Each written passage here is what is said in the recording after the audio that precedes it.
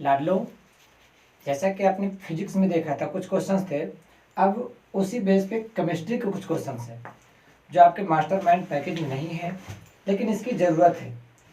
यही सब सारे क्वेश्चंस क्या होते हैं, बार बार रिपीट किए जा रहे हैं।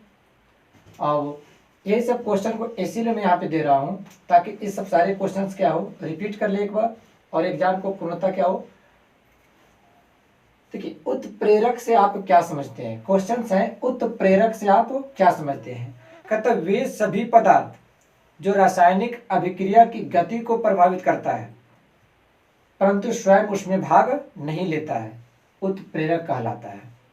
अनुत्प्रेरक वह पदार्थ है जो किसी भी रासायनिक अभिक्रिया की गति को प्रभावित करेगा परंतु स्वयं उसमें हिस्सा या भागीदारी या भाग नहीं लेगा। अब नेक्स्ट क्वेश्चन कहता है हाइड्रोजनीकरण किसे कहते हैं, यानी किसी भी रासायनिक अभिक्रिया में H2 अर्थात हाइड्रोजन का जुटना ही हाइड्रोजनीकरण कहलाता है। बेटा रा और आ का मतलब है रासायनिक अभिक्रिया। अब है द्विधर्मी या उभयधर्मी। द्विधर्मी मतलब दो धर्म वाला, उभयधर्मी मतलब मिला जुला धर्म वाला।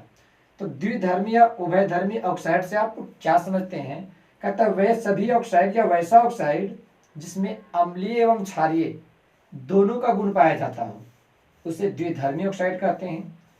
जैसे कह सकते हैं एल्युमिनियम ऑक्साइड को लीजिए, जिंक ऑक्साइड को लीजिए, ये अम्ल के साथ भी क्या करें, अभिक्रिया कर लेते हैं और क्षार के साथ भी, यानी एसिड के साथ भी और बेस के साथ भी। अब देखिए जो तीसरा बहुमूल्य क्वेश्चन माने जाते हैं, इसको लगातार रूप से क्वेश्चन आ रहे हैं अभी तक। जो नेक्स्ट क्वेश्चन है कि एक्वारेजिया से आप क्या समझते हैं एवं इसके क्या उपयोग है। कहता है देखिए हाइड्रोक्लोरिक अम्ल जिसका अनुसूत्र होता है HCl एवं कह सकते हैं नाइट्रिक अम्ल जिसको बोलते हैं HNO3, यानी यह HCl एवं HNO3 का ताजा मिश्रण है जो 3:1 के अनुपात में मिले होते हैं। और इसका मुख्य उपयोग यह है कि सोना और प्लैटिनम जैसे धातु को भी क्या करते हैं, गलाने में उपयोग करते हैं।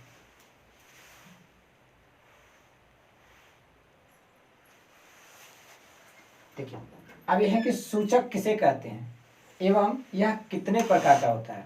बेटा सूचक कहने का मतलब सूचित करने वाले, जिससे हम किसी की सूचना प्राप्त कर सकते हैं।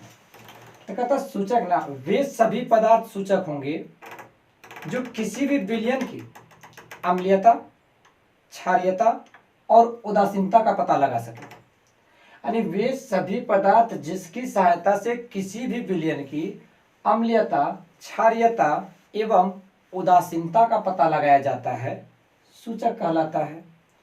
और यह दो प्रकार का होगा, एक होंगे क्या प्राकृतिक सूचक, जैसे लिटमस पेपर को ही ले लीजिए, हल्दी को ही ले लीजिए, कुछ वनस्पति तेल होते हैं। अब देखिए दूसरे होते हैं कृत्रिम, जिसको बोलते हैं संश्लेषित भी या मानव निर्मित भी बोल सकते हैं। अब इसमें मेथाइल ऑरेंज को लेते हैं, फिनाल्फथाइलिन को लेते हैं, ये सब क्या है, इसका एग्जाम्पल जरूर याद रखेंगे। अब देखिए आपका नेक्स्ट क्वेश्चन कहता है कि अपरूपता किसे कहते हैं। बेटा जैसे आपने सीखा होगा समजातीय श्रेणी, समावयवता। समजातीय श्रेणी में मैंने बताया था किसी भी कार्बनिक यौगिकों के बीच जो खुली श्रृंखला है उसके बीच ना CH2 का अंतर पाया जाता है, वो तो हो गया समजातीय श्रेणी। और समावयवता क्या था, समावयवता था कि अगर देखा जाए समावयवता के बारे में अगर हम लोग गौर किए होंगे तो आप लोगों ने एक बात सीखा था कि समावयवता में क्या था, अनुसूत्र क्या था, सेम बट स्ट्रक्चर फॉर्मूला यानी संरचना सूत्र अलग अलग बनते थे। जैसे ब्यूटेन के दो समावयव देखा आपने, नॉर्मल ब्यूटेन, आइसोब्यूटेन, पेंटेन का नॉर्मल पेंटेन, आइसोपेंटेन, नियोपेंटेन।